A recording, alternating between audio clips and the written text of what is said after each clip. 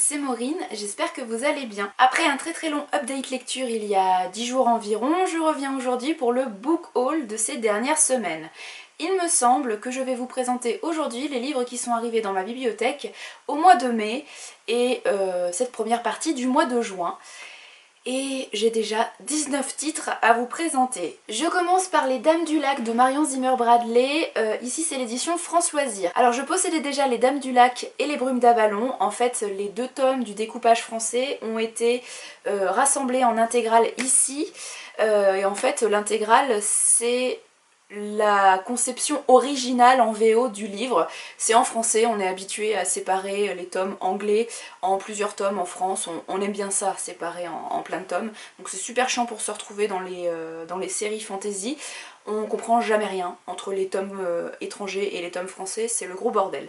Donc là, à l'origine, Les Dames du Lac ce n'était qu'un seul livre et nous en France, ça a été séparé en deux, Les Dames du Lac et Les Brumes d'Avalon. J'avais donc ces deux titres que j'ai déjà lus et que j'ai adorés. Pourquoi j'ai racheté cette intégrale là chez France Loisirs?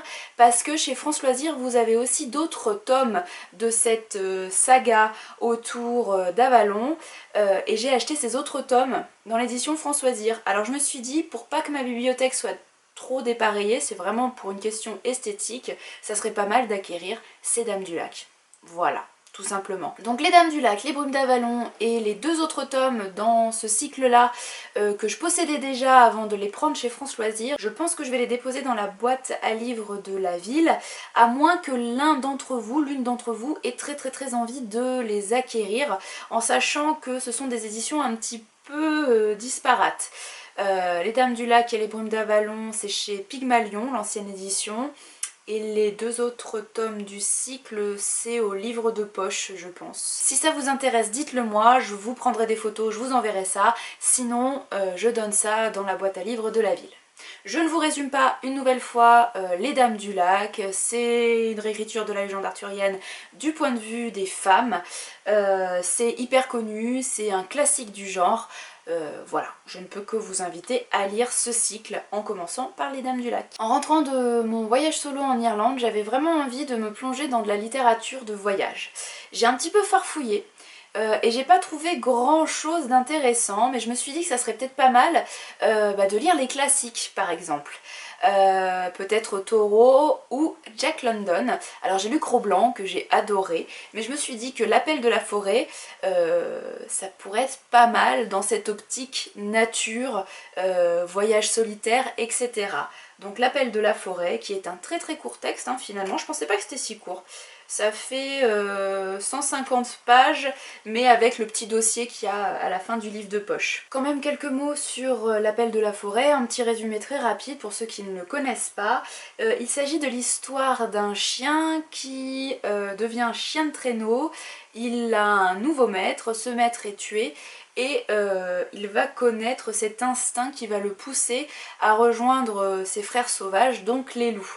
Voilà, donc c'est un texte qui est écrit du point de vue d'un animal, ce qui me semble quand même être un point de vue pas mal moderne pour l'époque. C'est quand même un texte qui est sorti au tout début du XXe siècle, en 1903 exactement. Je pense que c'est une vision assez particulière, assez innovante. Et puis ensuite, voilà, je suis revenue d'un voyage en Irlande, j'avais envie d'étoffer ma collection de titres d'auteurs irlandais.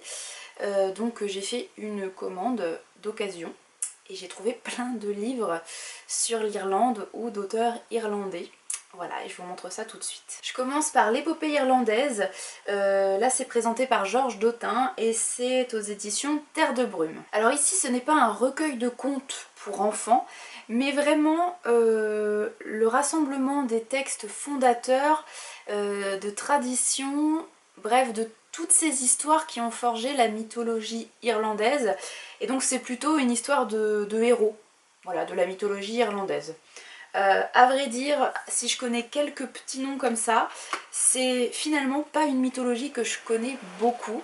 Je connais plus tout ce qui est féerique en Irlande que ce qui est mythologique. J'ai d'autres titres sur le même sujet mais en anglais et il faut avouer que c'est quand même assez fastidieux à lire. Donc je suis assez contente d'avoir trouvé un recueil français, d'un spécialiste français de la question. Ça sera plus facile à découvrir à mon avis. J'ai trouvé, et je suis assez contente de moi, À l'Irlandaise de Joseph O'Connor. Ici c'est chez Robert Laffont, collection Pavillon Poche.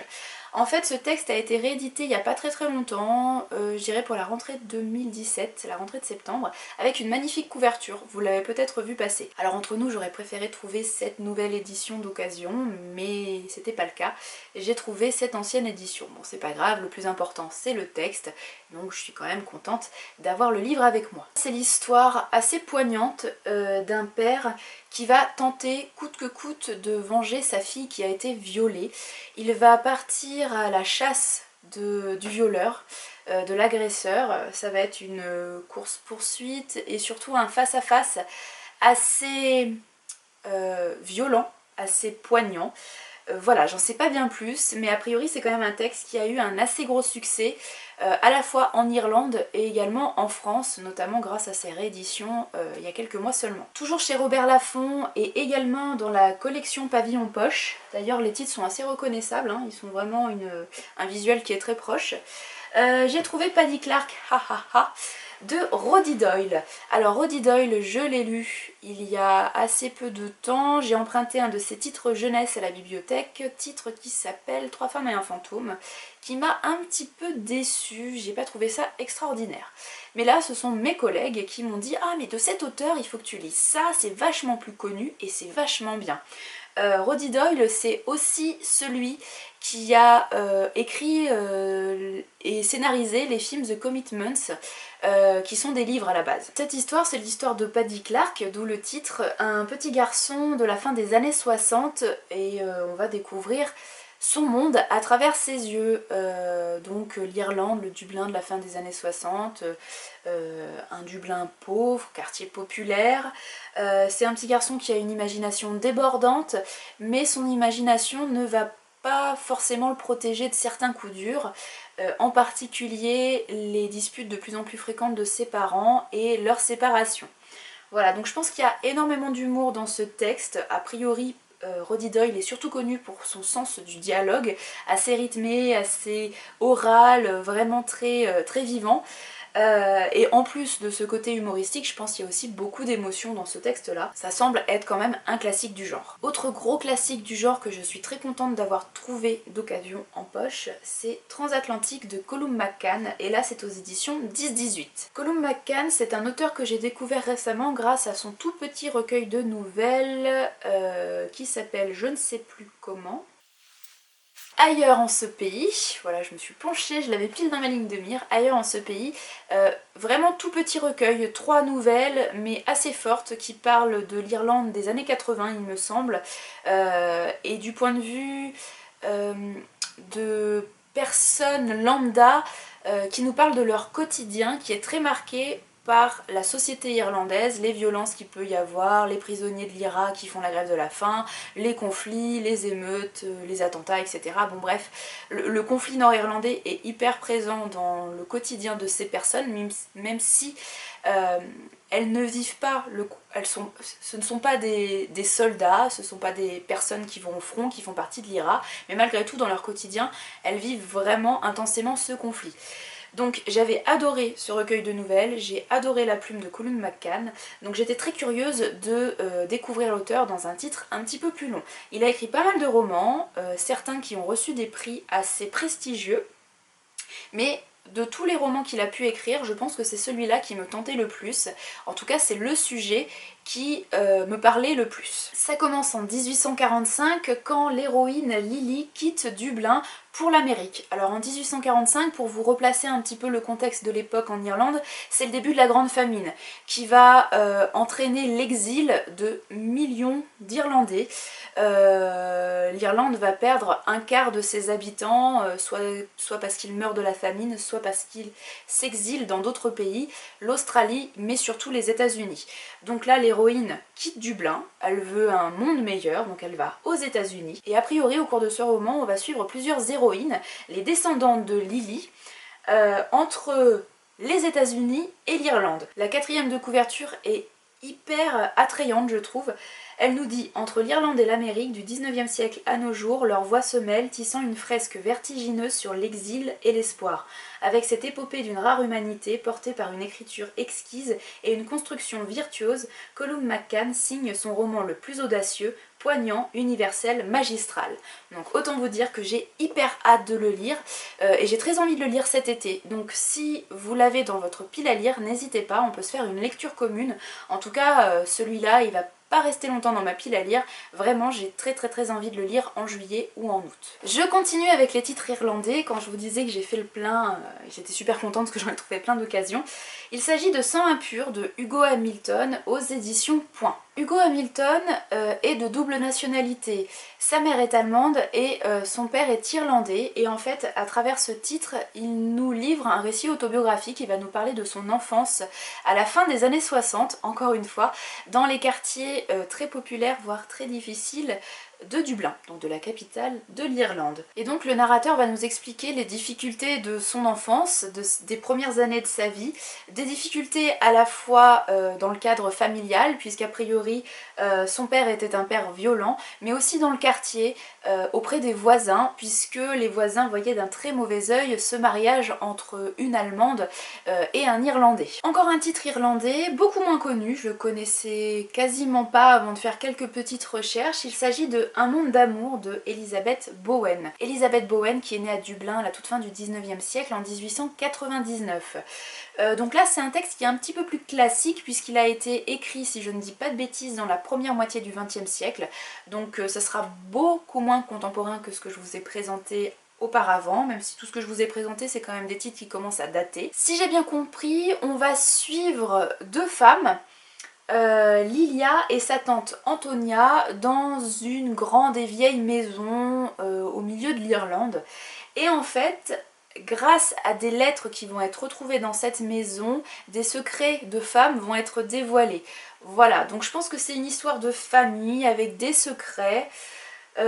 Pourquoi pas, j'en sais pas bien plus, mais je trouve ça assez intriguant et je suis assez curieuse de lire ça. On nous dit en quatrième de couverture, c'est Télérama qui nous le dit: Elizabeth Bowen décrit parfaitement les atmosphères délétères, son talent reste incisif pour dire les tourments des femmes grisées par des rêves impossibles. Voilà, ça semble quand même assez prometteur. Dernier titre irlandais, promis, après j'arrête et je passe à autre chose. Je vous présente La Grande Famine en Irlande, c'est de Fabrice Ben-Simon, comme les chaussures, et Laurent Colantagno, et c'est aux éditions PUF avec la participation du CNED, il me semble. Alors ça c'est clairement un essai, hein. C'est pas du tout un roman, c'est vraiment un essai sur la Grande Famine en Irlande, comme son titre l'indique. Et en fait je l'ai déjà lu ce titre, puisque lorsque je travaillais en bibliothèque universitaire, la Grande Famine en Irlande était au programme de l'agrégation d'anglais, donc on avait les livres à disposition des étudiants et je me suis permis un week-end d'emprunter un des exemplaires et de le dévorer, et j'avais trouvé ça assez passionnant. Donc voilà, ça reste un essai, c'est assez dense, il y a des tableaux, il y a des chiffres, il y a des illustrations, mais ça vous parle, voilà, de ce qui s'est passé en Irlande, et j'avais quand même assez bien aimé le fait que ce soit assez objectif, qu'on nous dise pas voilà, la famine en Irlande c'est à cause des Anglais parce qu'ils ont rien fait, et que les grands gentils c'est les Irlandais. Non, là c'est plus scientifique, plus objectif, donc c'est vraiment bien foutu et c'est en plus abordable. Je reste quand même du côté des essais avec Camelot, un livre d'histoire, et c'est aux éditions Vendémiaire. Et c'est sous la direction de Florian Besson et Justine Breton. Là, ce titre m'a attirée, intriguée, parce qu'on va partir de la série Camelot, la série d'Alexandre Astier, entre autres, série qui me fait toujours énormément rire alors que je connais les épisodes par cœur, mais je m'en lasse pas, je peux toujours me regarder un ou deux épisodes comme ça me fait toujours beaucoup rire. Et là, en fait, on va avoir un recueil d'articles qui ont été écrits par des spécialistes du Moyen-Âge et de la légende arthurienne, qui vont nous expliquer que finalement derrière cette série humoristique, eh ben, il y a quand même pas mal de recherches et il y a des choses très historiques, très littéraires, qui ont été reprises par Alexandre Astier. J'en doutais pas du tout, parce que je pense que Alexandre Astier c'est quelqu'un qui est très cultivé, c'est un peu un génie, hein. Je pense qu'il est doué dans un petit peu tous les domaines. Et donc je ne doutais pas du tout que derrière cette série humoristique, il y avait beaucoup plus que ça. Comme je vous le disais, en rentrant d'Irlande, j'ai eu envie de passer une commande, d'acheter des livres. J'avais envie d'évasion, j'avais envie de littérature de voyage. Donc j'ai fouillé un petit peu et j'ai trouvé ce tout petit essai qui s'appelle Marché, essai de Henri D. Toureau. C'est aux éditions Le Mot et le Reste, je crois. Est-ce que c'est un éditeur ou est-ce que c'est une collection? C'est un éditeur, a priori. Le Mot et le Reste, je connaissais pas. Je pense qu'il y a tout plein d'essais hein, dans cette collection. Donc Marché, comme son nom l'indique, ça va nous parler de la marche, des bienfaits de la marche quotidienne. Donc c'est très court, hein, ça fait moins de 100 pages, 93 exactement. La fin de la 4e nous dit « Marché s'ouvre sur le ton du plaidoyer et présente une lutte. Marcher pour affirmer sa liberté d'homme, pour s'ancrer dans l'espace, fuir les villes et les clôtures et mieux penser le monde. » Voilà, je suis assez curieuse de découvrir ce que l'auteur pense de cette activité physique, ce qu'il en dit. Voilà, est-ce que je vais me retrouver dans ses pensées, dans ses réflexions? Je ne sais pas, je vous dirai ça peut-être à la fin de l'été. C'est aussi un titre que j'ai envie de lire dans le courant du mois de juillet ou du mois d'août. Dernier essai, si je puis dire, je suis pas complètement certaine puisque ça c'est une réception surprise. J'avais pas du tout entendu parler de ce titre, j'ai reçu ça dans ma boîte aux lettres grâce aux éditions Slatkin et compagnie que je remercie. Ça s'appelle Darknet, GAFA et Bitcoin de Laurent Gaillard, sous-titre L'anonymat est un choix. A priori, voilà, ça va nous parler de l'anonymat sur internet. À vrai dire, je suis pas sûre de lire ce titre tout de suite, je suis même pas sûre de le lire du tout. C'est pas que ça m'intéresse pas, mais j'ai tellement d'autres titres à lire que j'en fais pas du tout une priorité. C'est pas tellement le sujet qui m'interpelle le plus, même si ça manque pas d'intérêt, hein, ça c'est sûr. Voilà, donc je suis pas sûre que vous le voyez très vite passer sur la chaîne et sur le blog. Je passe maintenant aux graphiques, il y en a quelques-uns. Je me suis fait plaisir du côté des albums pour la jeunesse et du côté des bandes dessinées. Mais en fait tous les titres que je vais vous présenter, je les ai déjà lus, donc ils n'entrent même pas dans ma pile à lire. C'est vraiment parce que ce sont des titres que j'ai adorés et que j'ai envie d'avoir dans ma bibliothèque. Je commence par le très très beau Toi de Martine Bourg aux éditions Mémo. C'est un petit album qu'on lit énormément au travail. On l'a fait plusieurs fois lors d'accueil d'enfants, d'accueil de classe. C'est super mignon, c'est une histoire d'amitié entre un grand bonhomme bleu et un tout petit bonhomme orange. Et donc ce qui est assez intéressant dans ce petit livre qui est plutôt destiné aux 0-3 ans, c'est qu'il y a un code couleur, donc quand c'est écrit en bleu, c'est le personnage bleu qui parle, et quand c'est écrit en orange, c'est le personnage orange qui parle. Donc pour une lecture à deux voix, c'est comme ça, c'est génial, ça fonctionne d'enfer. C'est tout doux, c'est tout mignon, et je vous raconte pas l'histoire, je vous raconte pas la fin, mais à la fin il y a un petit retournement de situation et la chute est assez surprenante. Alors surprenante c'est peut-être un peu fort comme mot, mais voilà, il y a une petite tension qui arrive sur la fin, et la première fois que j'ai lu j'ai fait « Oh non, c'est pas possible, ça peut pas se terminer comme ça !» Mais je vous en dis pas plus et je vous invite à aller le découvrir. Autre album que j'aime beaucoup, même si je viens seulement de le découvrir puisqu'il vient seulement de sortir, et pourtant je l'ai déjà trouvé d'occasion, donc c'est super. Il s'agit de Voilà l'été, de Pauline Caliogini aux éditions Seuil Jeunesse. Donc là aussi c'est pour les 0-3, vous voyez c'est un petit album vraiment cartonné pour les plus petits, les pages épaisses, etc.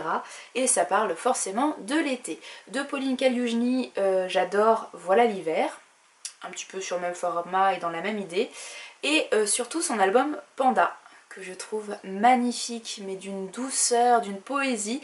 Bref, je ne peux que vous inviter à aller voir le travail de Pauline Caliogini. Je vous montre très rapidement les graphismes, moi je trouve ça tout mignon, tout doux, tout joli, coloré.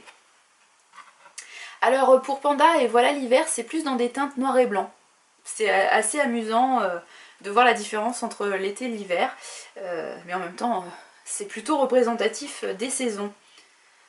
Je vous montre ça. Et celui-ci est un tout petit peu animé, il y a un ou deux volets, bon pas beaucoup, hein, c'est vraiment un tout petit peu. Mais voilà, ça fonctionne toujours avec les enfants. Bref, je vous invite à aller voir le travail de Pauline Kaliujny. Autre petit album que j'aime beaucoup, notamment pour l'été, c'est Bloop Bloop Bloop de Yuichi Kazano aux éditions L'École des Loisirs. Alors là, je suis un petit peu déçue parce que je pensais que j'allais recevoir l'édition qui est un petit peu plus grande et qui est reliée. Et non, en fait, j'ai reçu l'édition souple, voilà, et un petit peu plus petite. Bon, c'est pas grave, j'ai le texte, c'est le principal, mais c'est vrai que j'aurais bien aimé avoir la version un peu plus grande et en dur, c'est plus sympa. Bref, là c'est l'histoire d'un petit garçon qui est à la plage, voilà, qui est carrément sur l'eau, sur sa bouée. Il se dit que tout est bien, tout est cool, c'est super chouette, il est content d'être là. Et puis il commence à entendre bloub bloub bloub, il y a des bulles qui remontent. Tiens, mais qu'est-ce que c'est?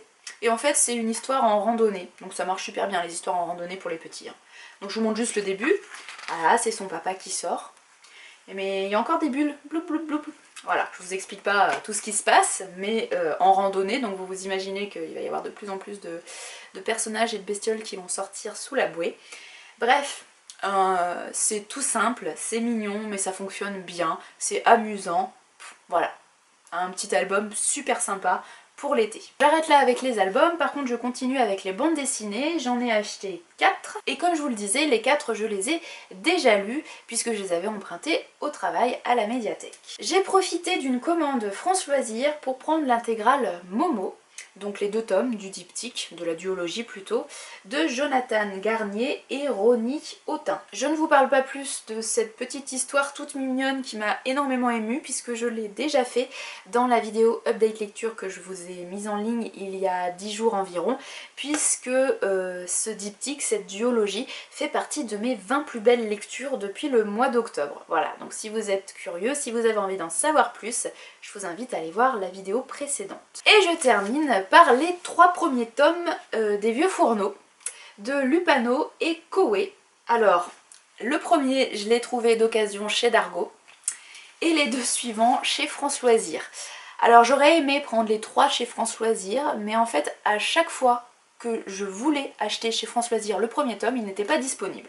Donc je me suis dit, bon, bah tant pis, tu prends les 2 et 3, et puis le premier tu le trouveras bien un jour d'occasion, et effectivement je l'ai trouvé là d'occasion, donc très contente. Et en plus, à part le fait que l'éditeur n'est pas présent forcément sur les éditions France Loisirs, et que le sous-titre n'est pas présent sur les couvertures des tomes 2 et 3, sinon le format est le même, et le dos est le même, donc franchement ça gêne pas.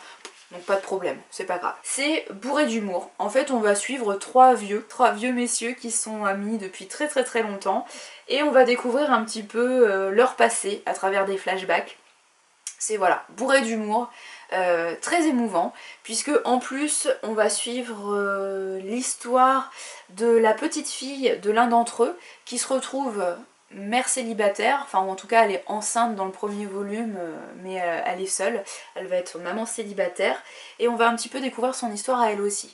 Voilà, je peux pas vous en dire plus, je peux que vous inviter à découvrir cette saga, qui est vraiment, je me répète, mais hyper drôle. Et niveau dessin, alors je suis pas hyper fan des dessins, mais voilà, ça...